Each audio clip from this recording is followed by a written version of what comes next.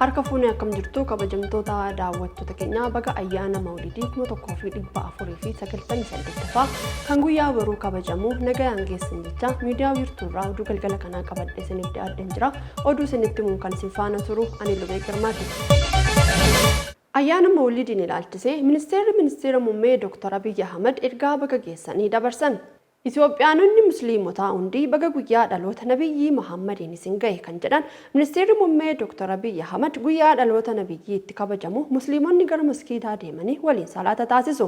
Hojii fi barsiisa Nabiyyi guddichaa ni kabaju. Waan Nabiyyiin yeroo lubbuun turanitti kabaja arjummaa fi dhiifama taasisuu isaanis ni yaadatu.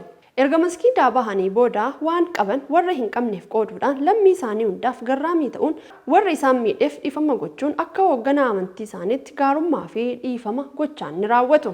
Nuti Itoophiyaanonni hordoftoota amantii kamuu taane ayyaana guddaa kanarratti lammiilee musliimotaa waliin taane gaarummaa arjummaa fi dhiifama gochuun maallaqa keenyas gochuun jireenya hafuura keenyaa ni dagaagsina.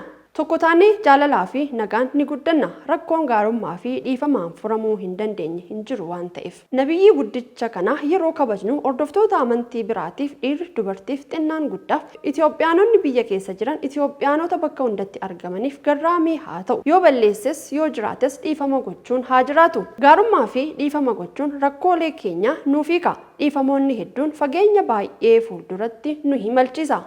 Lammiin rakkoolee tokko ilaale hunduu dukkana itti fakkaatu jira. Dukkana kamuu duuba ifatu jira. Gaarreen kamuu duuba daandiin jira. Lagni riqicha ce'umsaa qaba. Ol ka'iinsi irraan gadee akkuma qabu gaarummaa yoo qabaanne ifti nutti mul'ata. Yoo gaarii taane daandiinsaa arganna. Dhiifama yoo goonu ce'umsaa arganna. Nabiyyu Muhammad wantoota gaarii beeksisuun waan badaa mormaa turaniiru.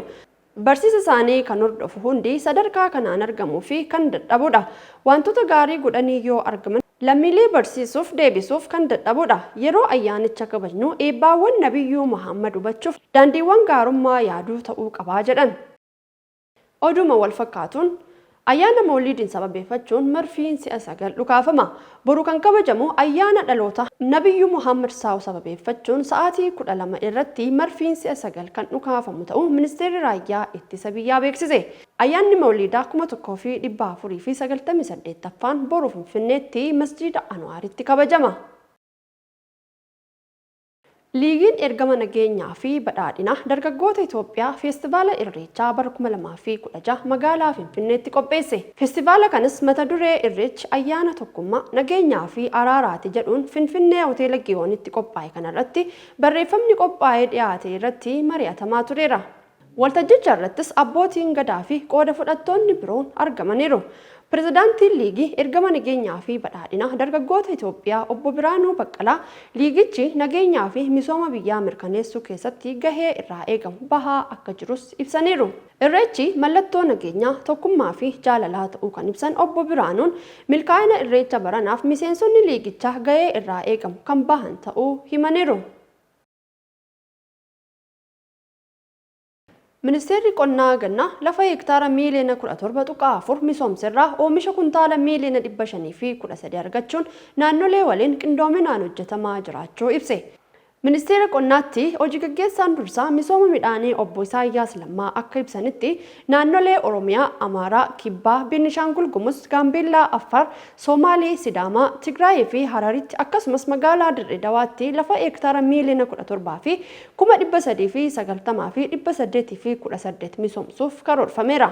Hanga ammaatti mala aadaatiin lafti hektaarri miiliyoona 14 fi 137 ol mala ammayyaan ammoo lafti hektaarri miiliyoona 3.9 tiraakteraan misoomuun ibsameera. Walumaa galatti mala ammayyaa fi aadaan lafti hektaarri miiliyoona 18 fi 98 fi 146 misoomuu dubbataniiru.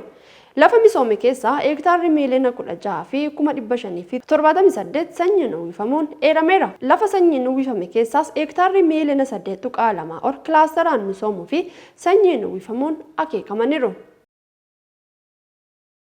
Baankiin Misooma Itoophiyaa bara baajataa 2015tti sochooftoota intarpiraayizota xixinnaa fi giddu galeessaa fi liqaa birrii miiliyoona 20 kennuuf karoorfachuu beeksise. Baankichi intarpiraayizota xixinnaa fi giddu galeessaaf leenjii kennuun dargaggeessa maallaqa gochuun intarpiraayizonni misooma biyya keessaa akka gumaacha olaanaa taasisan hojjechaa jiraachuu ibseera. Baankiin Misooma Itoophiyaa intarpiraayizoota xixinnaa fi giddu galeessaaf liqii birrii miiliyoona 20 ol kennuuf qophaa'uu ibse. Baankichi intarpiraayizoota xixinnaa fi giddu galeessaaf leenjii kennuun deeggarsa maallaqaa gochuun intarpiraayizoonni misooma biyya keessatti akka gumaacha olaanaa taasisan hojjechaa jiraachuu ibseera. Intarpiraayizoota xixinnaa fi giddu galeessaa hanga ammaatti marsaa 4 leenjii fudhachuun ulaagaa guutanii liqaa gaafataniif birrii miiliyoona 20 kennamuufi baankichi hireera. Biyyoota akka Jarman, Kooriyaa Kibbaa, Chaayinaa, Jaappaan fa'aa diinagdee gurguddaa kan horachuu danda'an ka'umsa isaanii intarpiraayizoota xixinnaa fi giddu galeessaa ta'uu kan himan Daayirektarri miidiyaa fi koominikeeshinii obbo Yaabsiraa Kabbadaa intarpiraayizoonni waarshaalee fi galtee dhiyeessuu fi carraa hojii bal'aa uumuun damee fayyadamummaa diinagdee wayyeessuu ta'uu ibsan. Balaa lolaa ji'a darbe Liibiyaatti mudateen namoota hedduu galaafate sababni isin jechuun bulchaan magaalaa Deernaa to'atame. Odaa Abtaamuu dabalata isaa akka taanutti dhiyeessa. Bulchaan Deernaa magaalaa Liibiyaa balaa lolaan miidhamtee turte balaa kanaan wal qabatee to'annoo jala oolfamuu aanga'ootaa ibsameera. Balaa ji'a kana namoota kumaatamaan lakkaa'aman galaafateen wal qabatee aanga'oota hedduu himataman keessaa tokko bulchaa magaalichaa kan ta'e Abdul Menaam Algaayitii ta'uun himameera.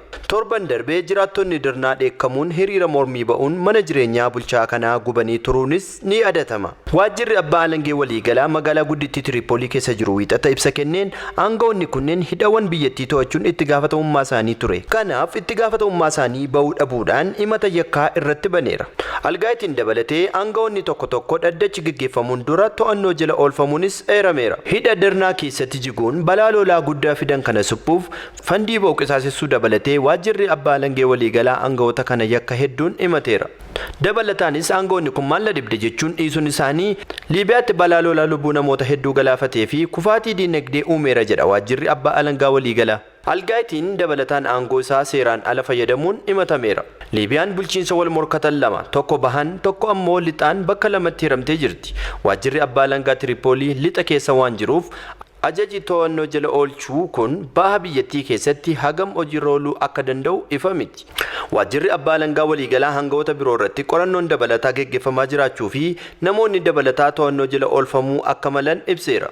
Gama biraatiin namoota balaa lolaa kanaan du'an keessaa 10% kan ta'an baqattoota jedhe jaarmiyaan dhimma baqattoota idil addunyaa IOM. Liibiyaan biyyoota Afrikaa keessaa kan baqattoonni itti heddummatan yoo taatu akka ragaa jaarmiyaa dhimma baqattoota qaama UN ta'e IOM tti ji'a gurraandhalaa darbe keessa baqattoonni 760,000 ta'an biyyattii keessa jiraachuun himameera. Gariin isaanii waggoota dheeraaf Liibiyaa keessa hojjechaa fi jiraachaa yoo turan gariin isaanii ammoo gara ardii Awurooppaatti ce'uuf akka hulaa ce'umsaatti itti fayyadamuun ibsameera. IOM akka jedhetti baqattoonni 400 ta'an balaa mudateen du'uun isaanii galmaa'eera. Ammayyuu reeffi namootaa argamaa waan jiruuf lakkoofsi isaa dabaluu akka danda'us eereera. Dhaabbanni fayyaa addunyaa fi IOM hanga ammaatti namoonni 3,900 ta'an du'uu mirkaneessaniiru. Haa ta'u malee qondaalonni mootummaa tooftaalee qorannoo adda addaa fayyadaman lakkoofsa namoota balichaan du'anii adda adda ta'e kennaa jiru. Kantiibaan magaalaa Deernaa lakkoofsi namoota balaa lolaan du'anii tilmaaman gara 20,000 ta'uu jedheera. Dilbata darbee mootummaan ba'aa ammoo lakkoofsi namoota balaa lolaa kanaan lubbuun isaanii darbee 3,868 ga'uu ibsee ture. Gabaasi kan BBC'ti. Kan daawwachaa turtan miidiyaa wiirtuurraa oduun galgala kanaaf qabannee dhiyaanni kana fakkaatu ture. Nu daawwachaan waliin turuu keessaniif hedduu isin galateeffanne ayyaana gaarii isiniif haa ta'u jecha miidiyaa wiirtuurraa qophiilee hafan waliin turtii gaarii qabaadhaa.